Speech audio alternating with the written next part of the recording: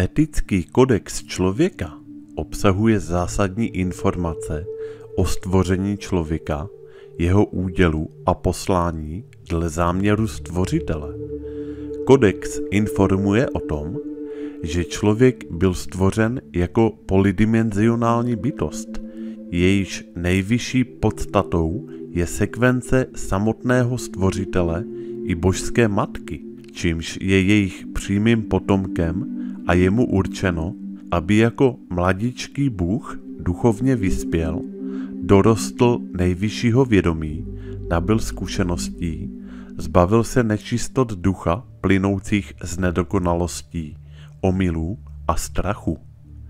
Po ukončení duchovní evoluce a vědomí v 5. dimenzi má další duchovní vývoj probíhat již mimo oblast hmotného světa, protože dle druhého plánu stvořitele se má vyspělá a duchovně čistá lidská bytost, mající plně rozvinuté tvořivé vědomí, spojit s božskou trojicí, aby bylo dosaženo cíle a plánu, získání dokonalého a úplného vesmírného vědomí. Na konci pobytu ve sféře hrubohmotného světa vrcholí zápas mezi dobrem a zlem, mezi světlem a temnotou, jehož je lidská bytost bezprostředním účastníkem. K tomu, aby lidská bytost mohla správně porozumět svému poslání, údělu a zápas se zlem v sobě ukončit vítězstvím pomocí vlastní dobré a svaté podstaty, slouží právě etický kodex člověka, jehož podstatu lze shrnout do těchto bodů. Za prvé, neberte život jiným tvorům, ani lidem, ani zvířatům, pokud sám neovládáš tajemství darování života. Jedinou výjimkou může být získávání nezbytné potravy, regulace přemnožených nižších organismů a sebeobrana. Všechny způsoby zabíjení živých tvorů pro svou kratochvíli či potěšení, vydávané za sportovní lovy, jsou barbarstvím a svědčí o nízké kulturní a duchovní úrovni sportovních lovců, jejíž karma je zatěžována utrpením ničených tvorů. Vždy, když v utrpení umírá živý tvor, uvolňují se kvanta černé energie, ovlivňující chaos astrálních energetických polí. Dokud budou lidé zbytečně týrat a zabíjet nižší tvory, dotud musí počítat se zpětnými astrálními údery vírů černé magie, které se v hmotném světě projevují katastrofickými důsledky, jakou jsou záplavy, tornáda, ničivé cyklony, zemětřesení, náhlá oživení činností vulkánů a podobně. Stejného původu jsou rasové a náboženské války vybuchující v okamžiku, kdy se černá energie stává dále nezvladatelnou. Víry astrální černé energie mají značnou tendenci vracet se na místo svého vzniku a tak vyvolávají utrpení na určitém území velmi často i po uplynutí značného času od data tragických událostí. Je pravidlem, že v těchto územích se inkarnují bytosti zodpovědné za vyvolání utrpení, aby se poučili o důsledcích vlastních dávných činů. Nic na zemi se neodehrává náhodou. Žádný člověk není postihován neštěstím a hrou náhody, ale jedná se o vyrovnání starého karmického dluhu. Pokud tě postihlo neštěstí a bolest, neobvinuj ani stvořitele, ani prozřetelnost, ale pečlivě prohlédni svůj karmický záznam. Určitě v něm nalezneš nevyplněnou kolonku má dáti. Za druhé, ovládej své myšlenky, protože to jsou šípy pronikavé, mocné energie. Myšlenky o nenávisti, zlobě, zášti, pomstě a utrpení, určené jiným lidem či živým tvorům, jsou projevy stvoření střel nebezpečné černé energie a buď si jist, že po čase se k tobě vrací, často v mnohem mocnější podobě jako bumerang, aby splynuli se zdrojem svého vzniku. Pokud volíš cestu odplaty za příkoří, mstu za utrpení či urážku a vztek ovládl tvůj rozum, pak věz, že ubližuješ sám sobě a nakonec budeš tím posledním v řadě, koho tebou stvořené černé energie zasáhnou a před kterými nenalezneš záchrany. Buď si jist, že pokud ti ubližují jiní, je tím vina jejich hloupost pramenící z nízkého stavu vědomí nebo trauma utrpené od jiných, se kterými si nevědí rady a mstí se svému okolí.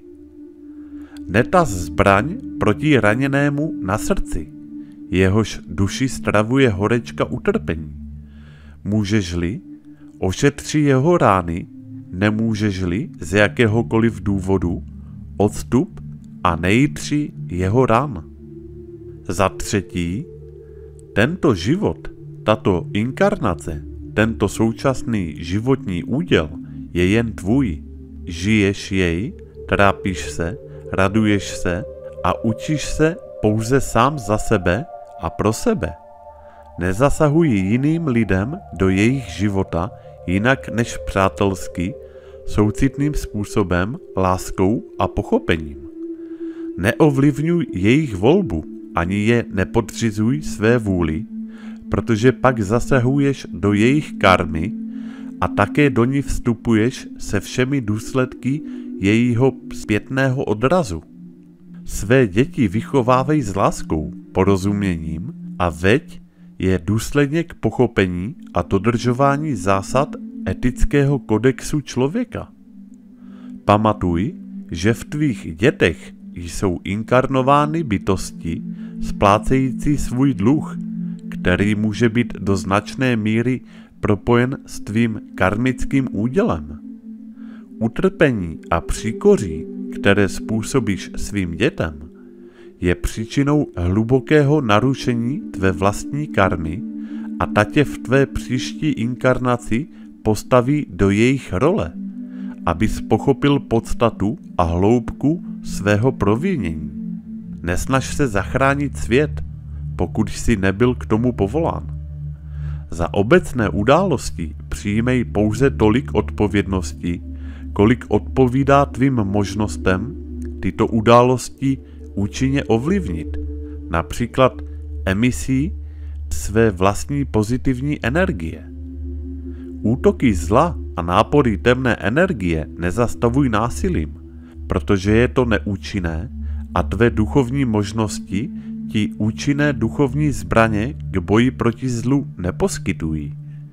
Násilná akce proti zlu skončí tím, že budeš zasažen zpětným odrazem své vlastní energie, zesílené interferencí s temnou energií. Pozitivní energií dokážeš velice účinně anihilovat temnou energii i nápory zla. Za čtvrté, nezhromažďuj více majetku a moci, než nezbytně potřebuješ k uskutečnění svého poslání v současné inkarnaci. Mnoho majetku a moci přitahuje zlo jako magnet železné piliny. Žij střídmě, aby se dostalo životních potřeb i na druhé. Pamatuj, že v čase tvého odchodu z tohoto světa zůstane tvůj majetek, moc i proslulost na zemi a pro tebe budou v dalších životech bezcenné, jako suché loňské listí rozváté větrem. Sebou si odneseš pouze bilanci svých činů, zaznamenaných karmou a též poznání a zkušenosti získané na duchovní cestě k pravdě. Za páté, Toto pozemské předpeklí představuje tvrdou životní zkoušku, co si jako nepříjemnou, ale nutnou služební cestu, nezbytnou pro naplnění uloženého poslání v dané inkarnační etapě. Uvědomuj si neustále, že na zemi není náš skutečný domov, třeba že země je překrásná. Tvůj skutečný duchovní domov je nesrovnatelně nádhernější. Proč plnit své poslání ledabyle během mnoha inkarnací, když služební cestu lze zkrátit na minimum pečlivým a obětavým naplněním svého karmického účtu?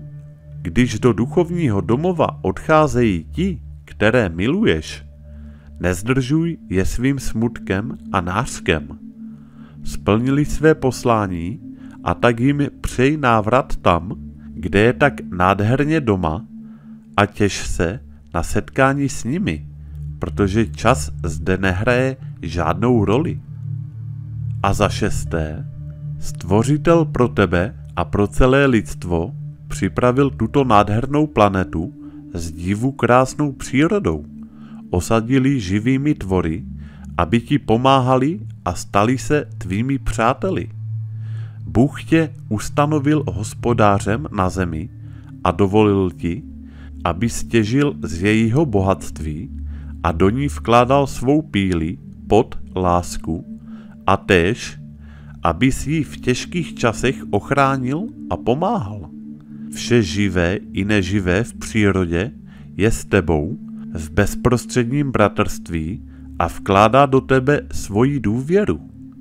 Pečuj o to, aby ptáci měli čistý vzduch, vodní žoužel čistou vodu, rostliny zdravou úrodnou půdu a zvířata dostatek poklidu.